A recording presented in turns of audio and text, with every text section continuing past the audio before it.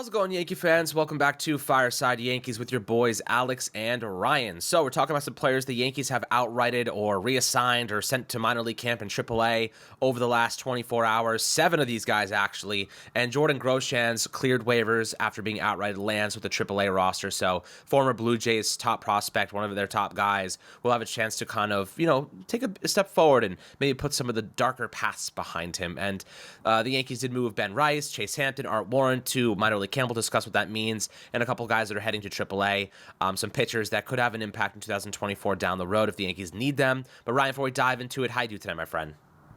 I'm doing great, and it's kind of interesting because I mean, looking at these options, obviously you expect, I didn't expect Chase Hampton to open the season with the team, and if Chase Hampton is up with the team in April or May, something horrible has happened to the roster. I know that we want to see these young prospects get a chance, but I just want to make it very clear. If a guy who hasn't pitched above AA makes it on the Yankees team on opening day, they're either the greatest player or the greatest prospect, one of the greatest prospects in all of baseball, or something horrible has happened. And it's usually the latter, something horrible happening. That makes sense. Gomez and Heel, I didn't expect either to make the team as well. It does kind of create some interesting storylines. So looking at the Yankees bullpen battle, they're going to need to find a guy who to fill out that final spot. Fangraphs projects it to be Ron Marinaccio. Without saying much, I don't think it'll be Ron Marinaccio. I don't think he's necessarily impressed in spring training thus far. Obviously, things can change, but for lack of better terms, that he might need to start looking to be a family man. Nick Birdie's really impressed, so maybe he's a guy who wins a spot, but he's not on the 40-man roster. You would have to send somebody off your 40-man, so that means releasing or trading somebody. Now, that's possible because Ben Wertvet is on the 40-man. He doesn't have options, and the Yankees have Wells and Trevino. You anticipate that if both Wells and Trevino make it through spring healthy, that Ben Wertvet will be somewhere else, and they could just DFA him, and then they could just place Birdie on the 40-man and then do it like that. But I do think it's interesting that Clayton Beeter wasn't sent down. Heel and Gomez both have MLB experience. Clayton Beeter does not. So it's a little bit interesting that they've already optioned those two and they kind of counted them out of the bullpen race or the pitching staff battle. I don't think Beeter's going to make it. I think Beeter, it wouldn't make sense for them to have a guy who, let's be real here, it could, I'm not saying he's got a high probability of being a starter, but it's a better percentage chance than zero. And I think that the Yankees, you have to do him the due justice of just letting him start at the AAA level and start games and get stretched out and kind of see how it transforms. It kind of feels like the organization's higher on him than public consensus. I've always been skeptical of the idea of him being a starting pitcher, but the Yankees have never been. The Yankees have been more, the Dodgers were skeptical of it, and the Yankees were like, no, this guy's a starter, and we think he can start, and we're going to use him as a starter. Now, they haven't ruled out the possibility of him being in the bullpen, but, it's interesting that he's still with the team. Warren was also not sent down, and Warren is a guy who, even more so than Beeter, you don't expect him to make the team, and he's absolutely not going to pitch in the bullpen. The Yankees have made it clear he's a starter. They're not going to entertain the idea of making him a reliever without letting him start. They view him as a starting pitcher, and it's interesting, when Hal Steinbrenner was talking about not trading away prospects, he mentioned Jones, you expect that. He mentioned Hampton, you expect that. The best guys to not debut on the position player on the pitching side of the ball. But the third guy he mentioned wasn't Roderick Arias, wasn't Henry LaLane, wasn't, it was Will Warren, right? I found that super interesting that Will Warren was the guy he mentioned as that third player that they do not want to trade. I think they view Warren highly. I think it's interesting he hasn't been sent down. He's going to pitch today. Maybe he gets sent down after he throws today, and we'll actually get a StatCast read of him, which is nice. But yeah, I think, the two big storylines I'm watching here is I think Beeter has impressed or opened some eyes in camp, and I think for good reason. There are some tweaks he's made to his fastball. It's more of a cut ride fastball, and Warren in that same camp of he's probably opened some eyes. And then this other big storyline is I think this has severely boosted the chance for a guy like Nick Birdie or maybe a Dennis Santana, who also looked gross in his outing. He was throwing some high 90s cheese. I think one of those two guys make it. Marinaccio I know is on the 40-man, but yeah, he's it's Alex, if you look at the stat, it's not pretty. So yeah, I think right now it's if you're gonna pick who's gonna be that final spot, man, get me that Nick Birdie, get me that 98 to 100 with that nasty sweeper. Get me that right now. Just give him to Matt Blake, leave him with Matt Blake, and watch him become the next stud reliever for this team. Yeah, I mean, look, Birdie has a lot of kind of a dangerous injury history, right? So you might as well ride him until you can't anymore, and let him just go out there and perform and see. Stop it. And ultimately, I do feel like that's probably the best opportunity for the Yankees to maximize Birdie's value. Because you say, like you said, triple-digit fastball. This guy's got the stuff. And ultimately, you want to kind of get that max value until he gets hurt, because like it's just been historically the facts. But the Yankees have a lot of good depth pieces, a lot of good veteran depth pieces in the bullpen they can stash in AAA, and they can always call on guys like Will Warren to help. Like, look, if Will Warren's going to be sitting there pitching in AAA, you might as well have him eating bullpen innings, right? Like, you might as well have him be facing MLB hitters and have him getting that experience, which I think will help him translate to the rotation at some point if he needs to be a spot starter. So I feel like that makes a lot of sense. You're writing a really great piece right now on Cody Poteet. That's another guy that's going to probably emerge here as an option for the Yankees. Caleb Ferguson got beat up a little bit in his first spring training performance or second, and that's is what it is. Guys ramping up, not putting too much stock into it. Ron Marinaccio has gone from a integral piece of this rotation to a burger flipper in the course of a year and a half. Very unfortunate, because we liked Ron Marinaccio. Had one of the best changeups in our farm system, was dominating back in 2022. 2023 sees a big drop off, almost doubles his ERA. And this year, he can't even get out of an inning without giving up multiple runs. I don't know what has happened to him. He had that shin injury. I don't know if it's still nagging him or it's thrown off his fundamentals, or, he's just not feeling 100%. But it's really sad. Like, obviously, we hope he can bounce back, and the Yankees probably should have tried to leverage him in a trade before that value took a big turn for the worse, but they probably did not estimate this going in such an opposite direction. So Marinaccio, in my opinion, probably on the brink of losing his roster spot, if not being moved, if not being outrighted, at this point in time. There are veteran arms on this team. And look, I don't think they're going to outright Marinaccio because he's still young. But, like, at some point, the Yankees are so good at finding value.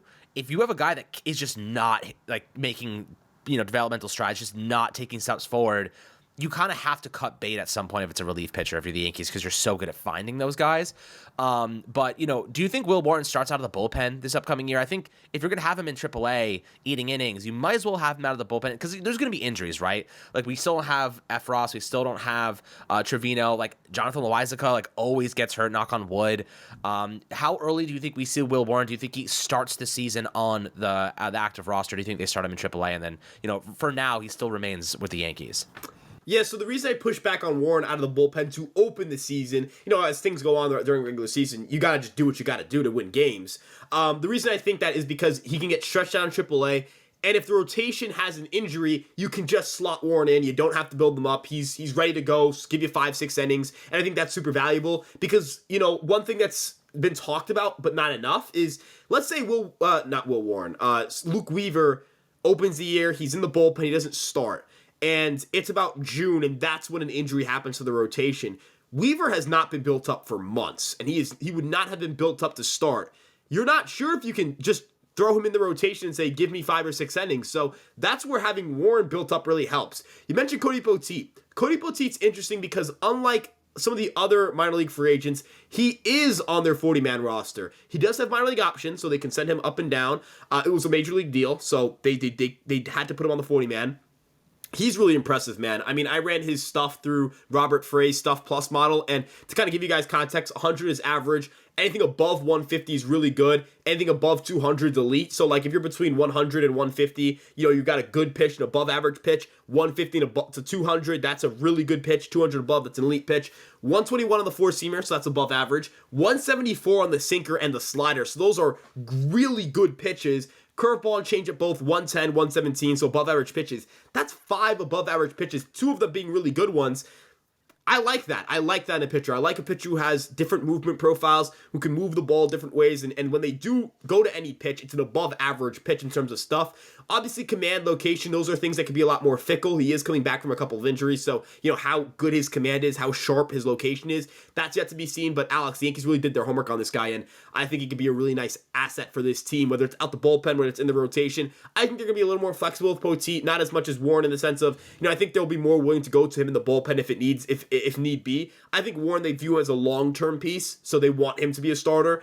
Same as goes for Hampton. I think like Jones, they wouldn't call up Jones to play on the bench, right? They would call up Jones to be a starting center fielder. So that kind of situation. And as you mentioned with Marinaccio, it's just sad. Yeah, like it is really sad because it's not, he was one of their best relievers in 2022. He was downright gross. It was filthy. Yeah, he had a walk issue, but he was good with the walk issue. The walks weren't a problem because he didn't give up hard contact. He didn't give up home runs, and he struck everybody out.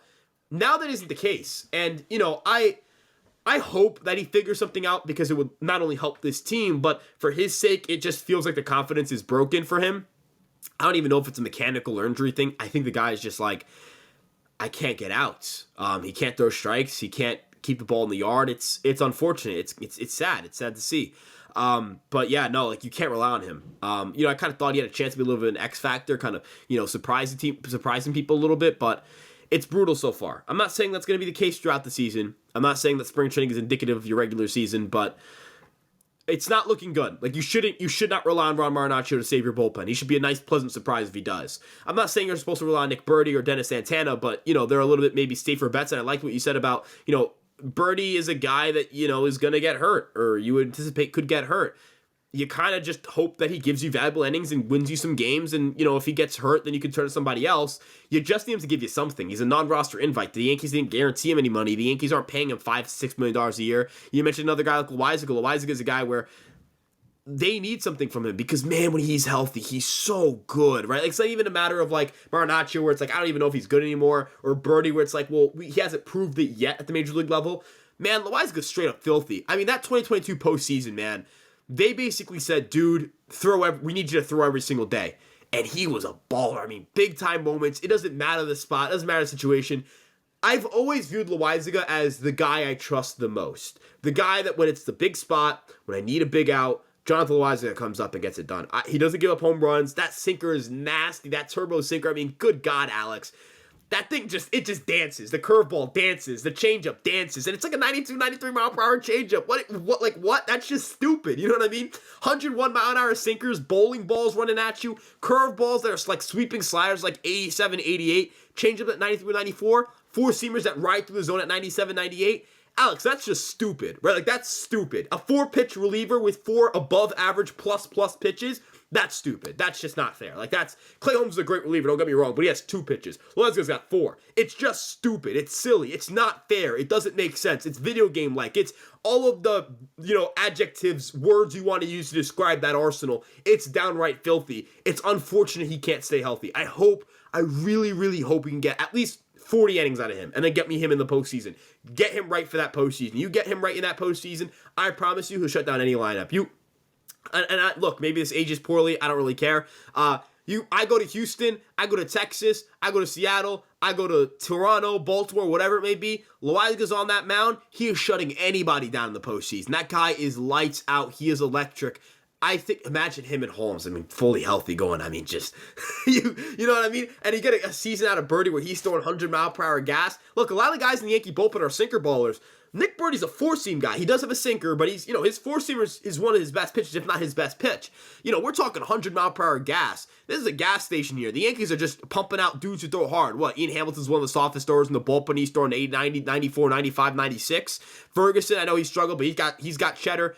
Gonzalez has got a nice sinker. I think he sits in like the mid-90s. These are just a staple of guys who throw absolute gas. And I'm telling you, in the postseason, you throw gas, you throw smoke, you throw stuff that moves, that dances across the thing. And everybody's like, don't look at the radar gun, command, finesse. Nah, screw that. I want guys who throw gas out of my bullpen. They don't need to know where the ball's going. They could say, I got no idea where this is going, but it's 100 miles an hour. Great. Welcome to the Yankee bullpen. Matt Blake, he's right here. Sam Breen, he's right there. They'll fix you up real good. The Yankees got a bunch of guys who just throw gas, and I'm telling you, this bullpen's going to be very good because of it. Absolutely. I'm excited to see how this bullpen continues to grow and develop and, how they utilize these guys. But any more roster updates, we got you guys covered, obviously, here at Fireside Yankees. Game tonight, so we'll get you guys all the information on social media and clips and whatnot of all the standout performances. But lots to go through. There's a lot of spring training ball left, and we're excited to be here to break it down for you. So make sure to like and subscribe as always, and we'll catch you guys on the next Fireside Yankees episode.